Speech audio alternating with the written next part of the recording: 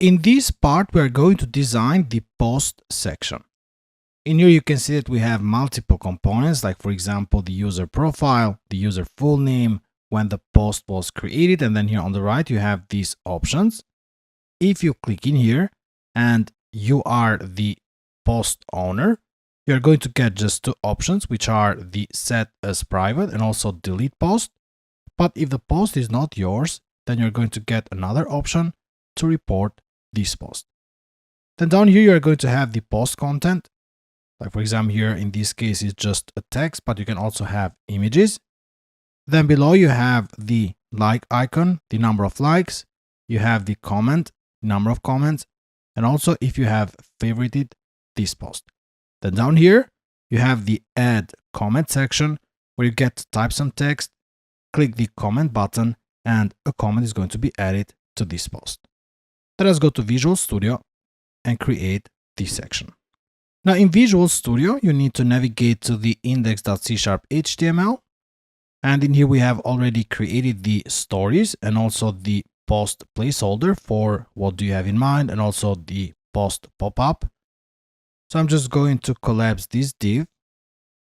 And then just after this div, I'm going to first optionally create a separate section, which can be kind of like a placeholder if you don't have any posts in the system. And this can be just a message for the users to say that there are no posts available. For that, I can just create a div, and then I can add some Tailwind classes. And this class attribute basically just applies styling to this element, makes it have a white background, rounded corners, a small shadow, padding that adjusts for medium screens, vertical spacing between child components, and also small font size, medium font weight, and a border with the style border one. And then in here, if you want, you can also define a style where you can just define the width to be 580 pixels, similar to up here. And then just a message, which can be any message, but in my case, I'm just going to use this text, which is currently there are no posts available. Now in the upcoming parts, we're going to add an if condition here, so we can display this message only if there are no posts. Otherwise, we're going to display the post placeholder. Now to create the post placeholder, we are going to start with the main div. Let's create a div. And then to this div, I'm just going to add some Tailwind classes. Like for example, the background is going to be white. It's going to be rounded. It's going to have shadow. The font is going to be medium and also a border with the style border one. And then inside here, we're going to have multiple sections. You could see that the first one is the post heading. Then we have the post content. And then just after the content, if there is an image, we can display the image, but we are just going to leave it as part of the content. And then we're going to have the icons. And then at the end, we're going to have the add comment section. So let us start with the post heading. The post heading, the same way, is going to be just a div, which is going to have some classes. And this class makes the element a flex container with a gap. It adds responsive padding, small font size, and medium font weight. Now inside here, I'm just going to create an A tag, which is going to be basically for the user profile picture. And whenever you click this A tag, we're going to be redirected to the user profile, but we're going to add that functionality in the upcoming parts. For now, I'm just going to use an image. And then I'm going to use as a source the image placeholder or the avatar that I've already used, which is inside the root folder, then images, then avatar, and then user.png. So this image, I'm going to add some classes where I get to define that the width is going to be 9, the height is going to be 9, and also is going to be rounded full. Now after the image, so we have created the image, we are going to add another div, and this div is going to have the class flex1, and the class flex1 makes the element take up the remaining available space in the flex container. And we're going to use this div to display the full name and also the time of the post. To display the name, we can use an A tag because the same way we can redirect the users to the user timeline. And then inside this A tag, we can define an h4. And then to the h4, we can add a class. Let's say text black. We can just define a name, and I'm going to hard code my full name. Then after the h4, I'm going to use a div. To this div, I'm going to add some classes. And these classes just apply some extra small text size and a gray text color with 80% opacity. And the value can be, let's say, 1 day ago.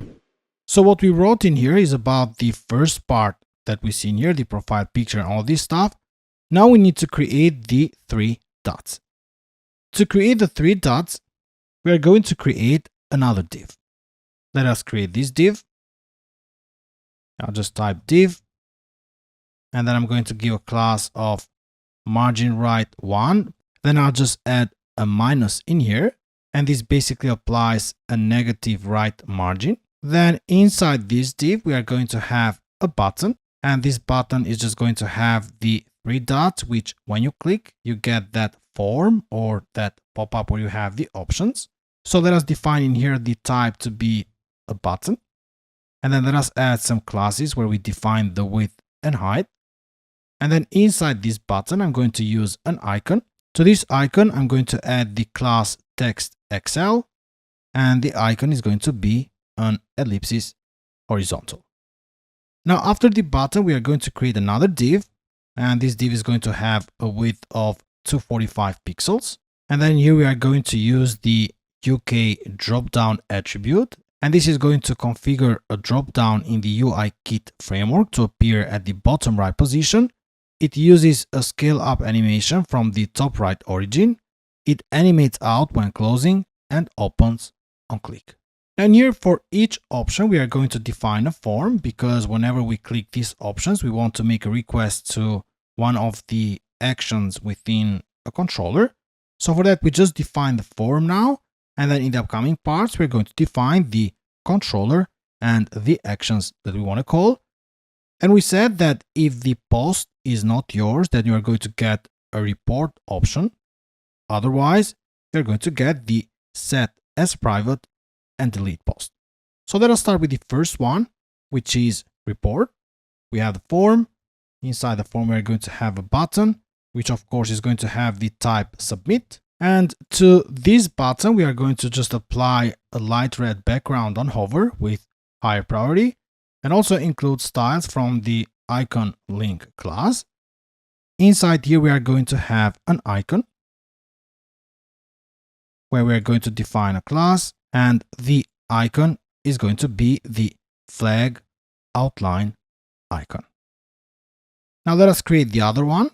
And to create the other one, we are going to first add an HR. So we have like a dash. Let us copy. I'm just going to paste it in here. And this is going to be for set as private. So the first one was for report. This is going to be for set as private. The icon in here is going to be lock closed outline. I'm going to remove this extra class from here. Let us copy this form one more time, but before, let us add an HR. Paste it in here. The icon is going to be the trash bin outline, and the name is going to be delete post. Now let us save the changes and run the app to see if we are going in the right direction. And as you can see in here, we have the first section, which is currently there are no posts available. Would you like to create the first one? And we also have the header of the post placeholder where we have the profile picture, we have the full name, the date, and also the options where we have a report, set as private, and delete post. We're going to fix this part in here because it doesn't look quite right, but let us first complete the rest of this section, and then we're going to come back to this one. So now here, let us just close this div. And then after this one, we are going to have the post content. And the post content can be inside an A tag, because if you want, you can just click on the link or you can click on the post and then just be redirected to the post details. The content itself is going to be inside a div. And then to this div, I'm going to add some classes which apply horizontal padding that adjusts for small screens, small padding, no top padding, and makes the element take up the full width. Then inside the div, we are going to have a p tag, which just has a class font normal. Now here I'm just going to paste some text. So we have this text, and then after this a tag, we're going to have an image. The same way the image can be inside an a link. So whenever you click the image, the same way you are redirected to the post details. So a tag, we're going to have a div. This div is going to have some classes where we apply some positioning, full width, height of 24 units on large screens, full height on smaller screens, and horizontal padding for small screens. Now inside this div, we are going to use an image tag and we're going to load the post image. Now since we don't have any posts from the database, what I've done is that I have downloaded a placeholder image. So I'll just right click in here, add, and then maybe just placeholder or placeholders. Right click. I'll open this one. Go to desktop because I have the image in here. Control X. I'll just go back and paste it in here. So now let us define the source. The source is going to be root folder, then images, then placeholders, and then post placeholder. And here I'm going to also define some classes, and these classes apply large rounded corners on small screens, full width, full height, and also ensures that the content covers its container while maintaining its aspect ratio. So this is all we need to do for this section. Now let us just go and create the icons.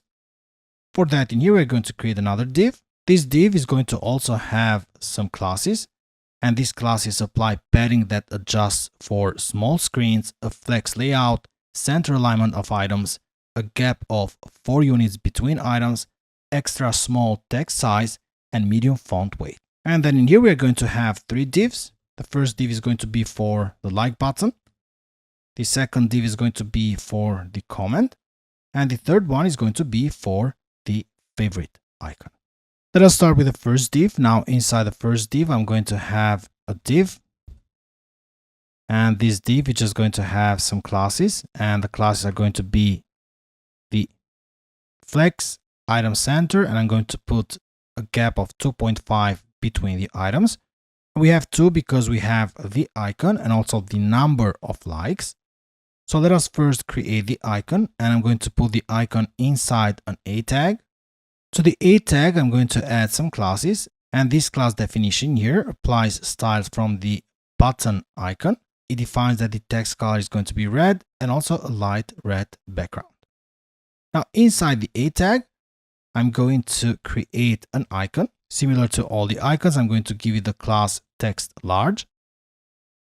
And then the icon is going to be the heart icon. And then in another a tag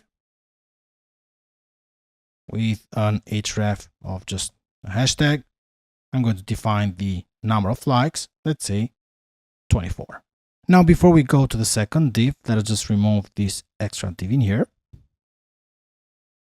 On the second one, the same way, we are going to define flex item center. And if you want to have a different gap, you can define, for example, 3. Let's make this 3. And then inside here, the same way, you are going to have an a tag. You can remove all the red related classes. And you can change the icon in here to a different one. And for the comments, we are going to use the chat bubble ellipsis outline. And then down here inside an a tag, we can define the number of comments, let's say 5. And now before we go to the last div, let us just add a dummy div in here just for the spacing purposes. And that div is going to be just an empty div with no content, but just the class ML auto. This div is going to act as a spacer, pushing the post favorites div to the right. Now inside this div, I'm just going to add an a tag. And we don't need in here 2 a tags because we don't have like the number of favorites. we just have like if you have favorited a post or not. So on a tag, this is going to have the same way a class for the button icon. And then let us also define the ML auto in here as well. Other than that, inside here, we are going to have an icon. Just going to copy this part, paste it in here. And then I'm just going to change the icon to be bookmark and then outline. So this is all you need to do for this section. Now the last section is the comments one. So let us just collapse the icons and let us create another div for the comments. Just add some spaces, collapse this one and this one, add some space. It looks better like this. Now the post comments, you could see that it just has like a text area, but other than that, it does also have the logged in user profile picture. So inside this div, let us just add another div. This div is going to have some classes, and this class just adds padding of 4 units horizontally and 3 units vertically on small screens, 2.5 units of padding on all sides for all screens, a top border with a light gray color, and it also sets up a flex container with centered items and a gap of 1 unit between them. Now inside this div, we are going to have the logged in user profile picture. So I'm just going to define an img. The source is going to be the avatar image. So in root, and then we can also add some classes where we define the width, height, and also the rounded full. Then after the image, we are going to have a text area. So we're going to put that text area inside another div. And this div is going to have some other classes. And these classes allow the element to grow and take up available space, position it relatively, hide any overflow content, and set its height to 10 units. And then inside here, we're just going to have a text area. We can add a placeholder. We can define that the rows is going to be 1, and also define some classes where we set the element to full width, disable resizing, ensure a transparent background, add a padding of 4 units horizontally and 2 units vertically, and remove border and ring styles on focus. Other than that, the last element is going to be a button.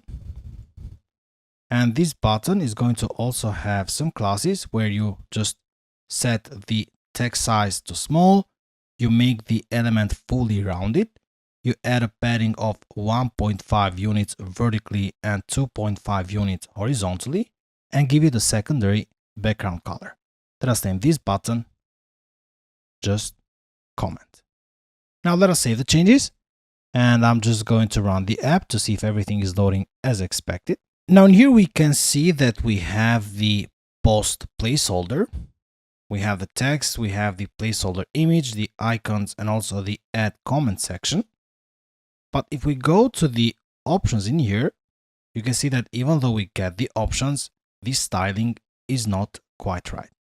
Now to fix this problem, I'll go back to Visual Studio, create a custom CSS file, and add some custom CSS code. For that in here, I'll just go to Solution Explorer, then inside the root folder, inside CSS, add, we're going to add a new item, and this is going to be a CSS file. So I'm just going to search here at the top right. It's going to be a style sheet.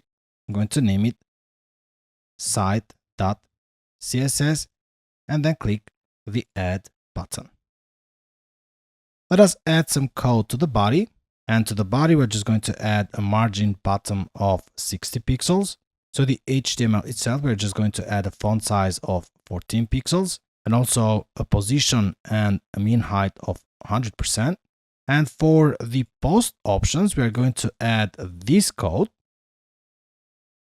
So form, and then inside the form, we're going to have buttons, which have the icon link class.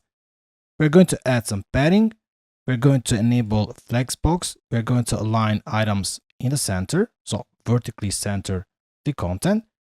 Then we're going to set the text decoration as none to remove all the underlines from the links. The cursor is a pointer, border, background, and the width is going to be 100%. Other than that, we want to also add a margin right to the icons within these options, and the margin is going to be just 8 pixels. We did create this file. To reference it, let us go to layout.c#html, and then just before the style, copy paste, we're going to load the site.css. Let's save all the changes. Let us run the app one more time. Now let us go to the options in here, and you can see that we have set as private, delete post, and report. This is all for this part. On the next one, we're going to create these sections on the right.